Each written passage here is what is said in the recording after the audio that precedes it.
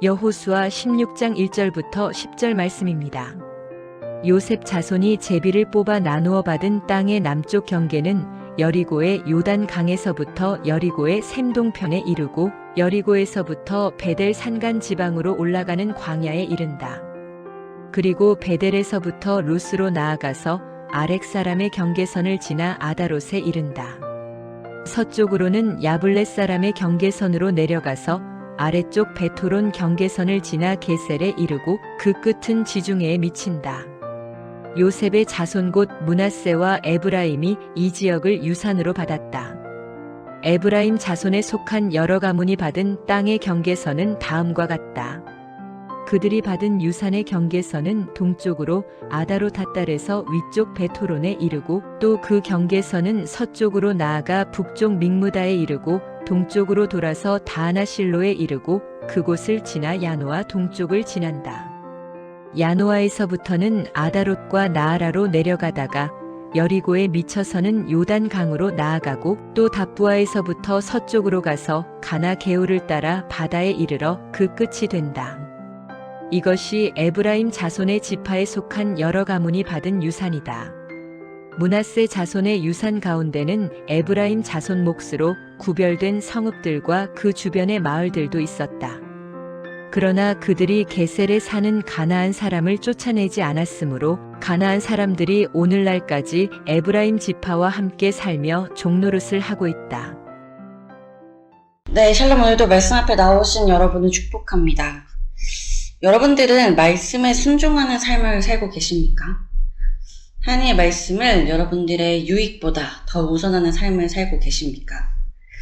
우리는 때로 인생을 살면서 나의 유익과 또 하나님의 말씀이 충돌하는 경험을 하곤 합니다.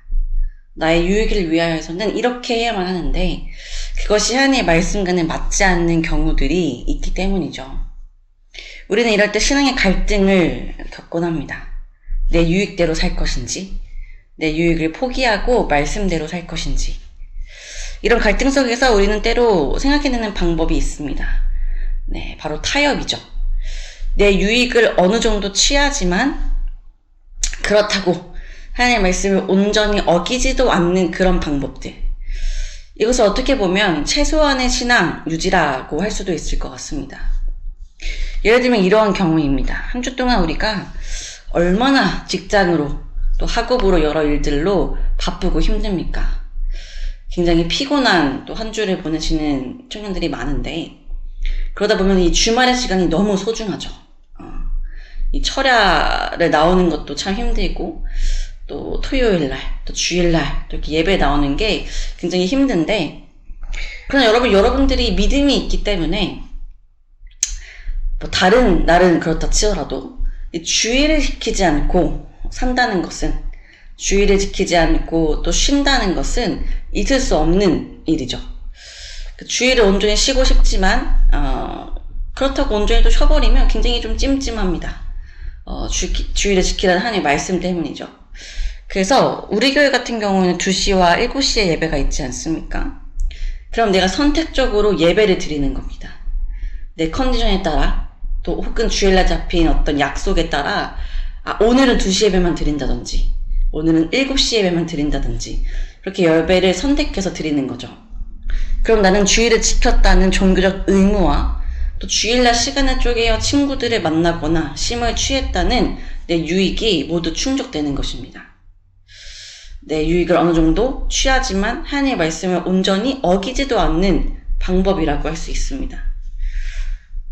그러나 여러분, 십계명을 보면요, 안식일을 기억하여 거룩하게 지키라고 말씀하셨습니다. 이 거룩하게 지킨다라는 것 안에는 나의 어떠한 유익이 아니라 하나님만을 위해서, 하나님의 영광을 위해서 그 시간을 특별히 구별하고 구분하라는 것이죠. 네, 우리가 한 주 동안 참 힘든 삶을 살아서 주일날 2시 예배 혹은 7시 예배 어떤 여건에 따라서 한 예배만 참석하는 것도 너무 귀한 일이지만 여러분, 우리가 하나님께 우리의 시간을 온전히 내어드리는 그날이 주일밖에 없지 않습니까? 사실상 6일이라는 시간 동안은 우리가 하나님과 동행하며 삶의 예배를 드린다고 하지만 우리가 계획하고 또 우리가 어떤 만들어 놓은 삶의 어떤 그런 모습에 따라서 하나님보다는 내 삶에 초점을 맞추고 살아갑니다. 그러나 우리의 삶의 주인이 하나님이시라고 할 때, 또 우리의 이런 고백이 진실하다고 한다면 이 주일이라는 시간만큼은 우리가 하나님께 우리의 시간과 마음을 내어드리는 것이 마땅하지 않을까요? 우리가 주일이라는 시간을 온전히 하나님께 내어드리고 또 그 시간을 거룩히 지킬 수 없는 이유가 나의 심이나 오락이라고 한다면 하나님께서 우리의 삶의 주인이시라는 이 고백이 진실할 수 있을까요? 한 주간의 삶을 지켜달라고 믿음으로 살게 해달라고 기도하는 것이 조금 부끄럽지 않겠습니까? 주일의 시간뿐만 아니라 우리가 신앙을 타협하게 되는 경우들이 종종 또 있습니다. 물질에 관련해서, 또 어떤 관계적인 면에서, 또 다양한 영역에서 믿음을 가진 자들로 우리가 갈등을 겪을 때가 있는데, 때로 우리는 그 갈등 속에서 우리의 실리를 위해 신앙을 조금 내려놓는 선택을 할 때가 많이 있습니다. 오늘 본문에서도 이러한 사례가 언급되고 있습니다. 네, 바로 에브라임 지파가 행한 일입니다. 에브라임 지파의 이야기를 하기 전 에브라임과 므낫세 두 지파를 형성하고 있는 요셉 지파에 대해 먼저 살펴보도록 하겠습니다. 1절부터 4절을 보면 요셉 자손의 경계에 대한 말씀이 기록되어 있습니다. 이 북쪽 지파들을 대표하는 요셉 자손이 정착한 영토가 시작되는 지점은 요단강과 사해가 만나는 부근입니다. 이는 3장과 4장에서 이스라엘이 약속의 땅에 진입한 지점과 일치하는데요. 이 지점부터 왼쪽으로는 베델, 베토른, 또 게셀을 거쳐 지중해까지가 이제 남쪽 경계에 해당합니다. 이처럼 요셉 자손이 제비를 뽑아 분배받은 영토는 풍요롭고 축복받은 땅이었습니다. 이는 하나님께서 요셉이 애굽에서 보여준 믿음과 헌신을 기억하시고 또 야곱을 통해 요셉을 축복하며 샘 곁에 무성한 가지가 담을 넘을 것이다 라고 한 예언의 성취라고 볼 수 있습니다. 즉 요셉의 축복을 통해서 그의 자손들이 지금 복을 받고 있는 것이죠. 이후 5절부터는 요셉의 차남이었던 에브라임 지파에 대한 기록이 나옵니다. 요셉의 장남은 므낫세인데 이 므낫세보다 에브라임에 대해서 먼저 언급을 하고 있습니다. 이를 볼 때 그의 아우가 그보다 큰 자가 되고 그의 자손이 여러 민족을 이루리라고 한 야곱의 말이 떠오릅니다. 에브라임이 므낫세보다 큰 자가 될 것이라고 이야기했던 것이죠. 마치 요셉의 아버지였던 야곱이 에서보다 큰 자가 됐던 것처럼 말입니다.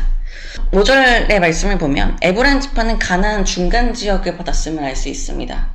세겜에서 동남쪽으로 약 8km 떨어진 믹무다는 에브라임의 북쪽 경계이자 므낫세의 남쪽 경계에 해당합니다.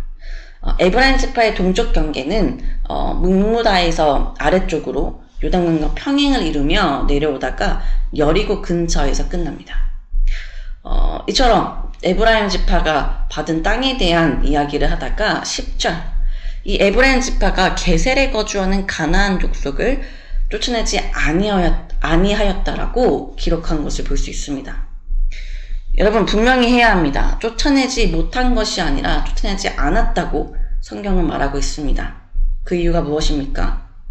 쫓아내지 아니한 가나안 족속이 오늘까지 에브라임 가운데 거주하며 노역하는 종이 되니라. 네, 즉 이 가나안 족속, 쫓아나지 않은 가나안 족속을 에브라임이 이제 종으로 삼아서 또 그들에게 사역을 시켰다는 것이죠. 여러분 이 게셀 지역에 있던 이 가나안 족속들은 어떤 족속이었냐면 여호수아가 가나안 남부 지역을 정복할 당시 라기스 왕을 원조하기 위해서 이 멀리서 지원병을 파견했던 족속이었습니다. 그러니까 즉 이 게셀이라는 것은 이스라엘의 적대적인 행동을 서슴지 않았던 곳이라는 거죠. 이러한 게셀 지역의 가나안 족속을 에브라임 지파가 충분히 정복할 수 있는 힘을 가지고도 정복하지 않고 그들을 방치하고 쫓아나지 않았던 것은 자신들의 지파에 유익이 되었기 때문입니다. 가나안 족속들에게 노역을 시키고 공물을 받으며 자신들의 유익을 얻은 것이죠. 여러분 이것은 하나님이 가나안 족속을 철저하게 멸하라고 말씀하신 그 명령에 명백히 위반되는 행위였습니다.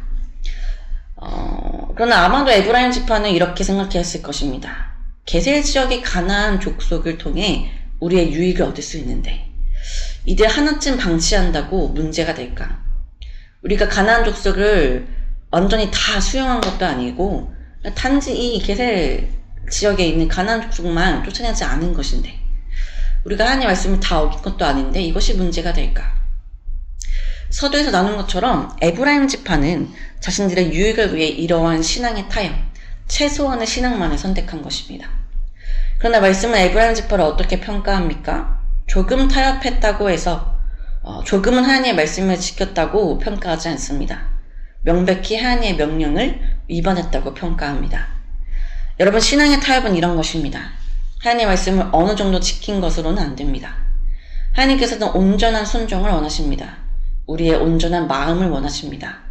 왜 그렇습니까? 우리가 신앙을 타협하는 것은 하나님을 전적으로 신뢰하지 못하고 있다는 반증이기 때문입니다. 하나님의 말씀에 온전히 순종하는 것보다 지금 내 눈앞에 있는 유익을 조금이라도 더 챙기는 것이 내 삶에 유익하다는 마음이 있기 때문이죠. 아니, 오히려 하나님의 말씀대로 곧이곧대로 살다가는 손해를 볼 것 같다는 마음 때문입니다. 여러분, 말씀과 충돌하는 여러 삶의 갈등들이 있겠으나 우리가 기억해야 하는 것은 하나님의 말씀을 순종할 때 우리에게 주어지는 그 복보다 더 큰 복은 없다는 것입니다. 훗날 북이스라엘은 남유다보다 급격하게 우상숭배에 빠져서 멸망의 길을 걷게 되는데요. 이때 에브라임 지파를 중심으로 이러한 일들이 일어납니다. 즉, 에브라임은 하나님의 말씀이 아니라 자신들의 기준에 따라 당장 눈앞에 놓인 유익을 선택하며 살다가 결국 하나님과 멀어지게 된 것이죠. 여러분, 우리도 당장 우리 눈앞에 보이는 그 작은 유익 때문에 하나님의 말씀을 어기고 또 그런 문제들에 타협하고 하나님의 말씀에 온전히 순종하지 않는 삶을 살다 보면 처음에는 굉장히 작은 일처럼 보이고 우리의 어떤 신앙에 어떠한 타격도 없는 것처럼 느껴지겠으나 그런 일련의 일들이 계속될수록 결국 우리의 마음은 하나님과 멀어지게 될 것입니다. 사랑하는 여러분, 믿음의 갈등이 올 때, 선택의 문제가 올 때 담대히 하나님의 말씀을 따르며 사십시오.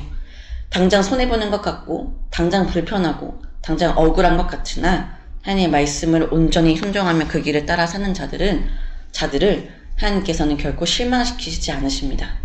내가 원했던 그 작은 유익보다 더 크고 영원한 복을 여러분들의 삶에 허락하실 것입니다.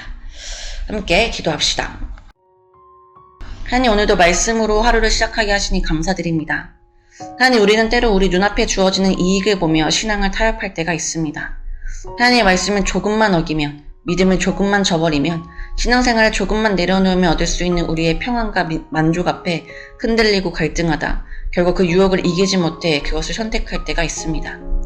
그리고는 그래도 어느 정도 믿음은 지켰다고 만족해야 하는 최소한의 신앙, 타협하는 신앙을 보일 때가 많습니다.